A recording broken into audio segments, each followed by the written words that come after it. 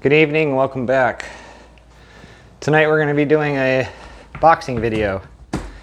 1984 Stratocaster case sold and the 100th anniversary case sold. So we're going to go ahead and get these packed up.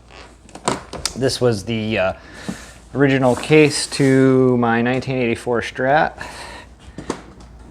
Some people would say that's crazy. I'd be crazy for getting rid of it. But I am looking for something little user friendly, so I'm going to buy a gig bag. A lot of people, they don't like gig bags, but I don't like these big square cases. I think they suck. And they don't make a nice Les Paul style case for a Fender Strat that's actually worth looking at. So I'm just going to get rid of this and buy me a gig bag.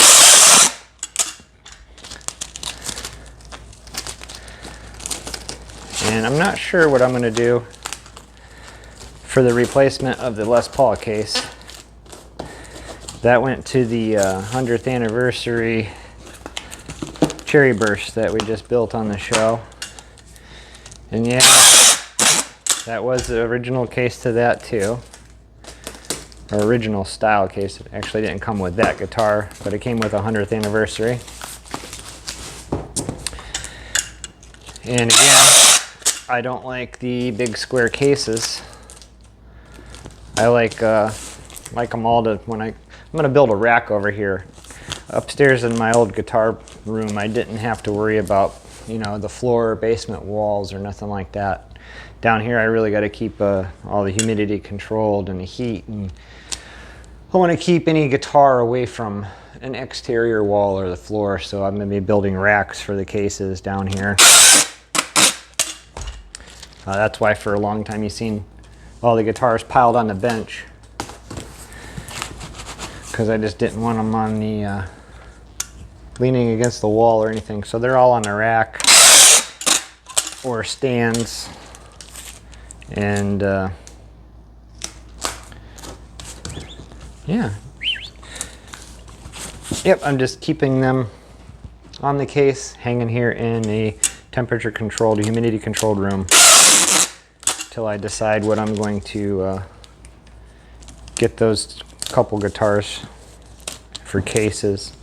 I almost thought about keeping the white one that I had sold for the Cherry Burst, but I'm just not a real big fan of the white because they're really hard to keep clean. I also had the hemp piece case, and I let that go with the gold top P90 that I sold. And I also had a robot case, first run, the silver one, and I let that go with a blue 56 P90 that I had. I had a lot of limited edition cases. I know some people, they really go nuts over them. Me, I want the case to look proper with the guitar. I don't care what color it is, as long as it looks good with the guitar, and it's a Gibson case. I have been looking at other case brands and stuff like that, but I don't know. I think I'll just stick with Gibson. Yeah, that's right. So, again, this is just a real boring boxing video that I do to protect myself and the customers in case something happens in shipping. We can both prove that we did our part. Let me mark this Strat because I have to print labels and I don't want to mix them up. That would suck to send the wrong case or guitar to the wrong person. So that's the Strat. Now this one here shows some war wounds. So you got a big rip here and here, but I line the inside of it with like a cardboard thing. I don't know if you can see it, but it goes all the way around. And I'll tape up the holes. But since this is just a case, I figured I'd use that box up for that. So this is the 100th anniversary case, and it went with the Cherry Burst Deluxe. So we're gonna find this a different case. I think I'm just gonna get a caramel case for this one, because I think it just looks pretty good in there with the red interior and the caramel color on the outside. So let's get this boxed up here. Again, there's nothing in them, and they're hard plastic cases, so I don't have to worry about the Tolex getting ripped or anything. Fits like a glove. It's too bad every boxing video wasn't that easy.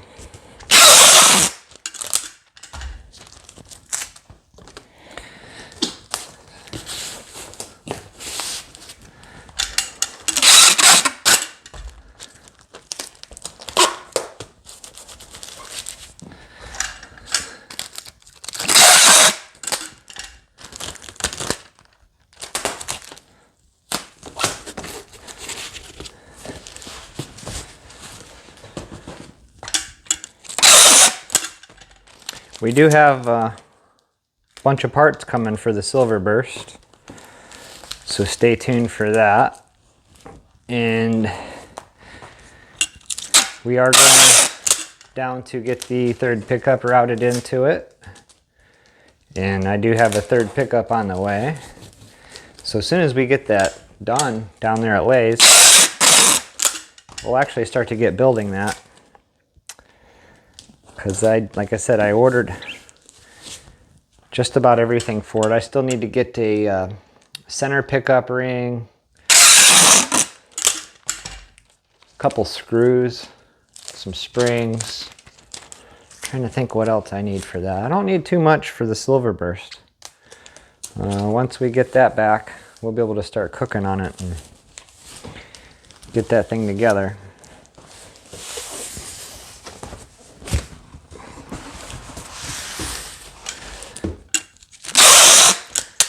Let's see, we passed up a $7,000 offer on the bucket head. That could have went if I wanted it to, but I don't think I want to let it go that cheap. The cheapest bucket head you can buy right now is from Trogley, off of Trogley's website, and he wants $69.99 for it, and it's been completely taken apart. The tuner's changed, the pickup's removed. He managed to put all that stuff back in it. Supposedly it's original again, but it's been molested, taken apart. Everybody else that has a bucket head, they want 10, 12, 14,000. And then people have the audacity to tell me that I'm asking too much for mine. And I think I have it up for $8,500 or best offer. Oh well, everybody's right to their opinion.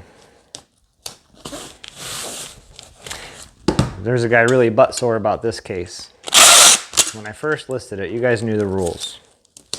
You could go on Reverb and buy it right now at the asking price, or you could roll the dice, take your chances on eBay, and try to get it cheaper. And that's what somebody did. But not the person I thought, because the person that really wanted this contacted me through eBay and he says, hey, I'll give you your asking price right now. And I said, that's not how it works. You got to go to Reverb and do the buy it now if you want to buy it before the auction.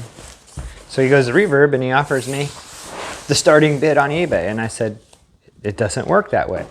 If you want the case on Reverb, you got to buy it now, and then I end the auction. If not, go back to eBay, place your bid, and sit and wait like everybody else.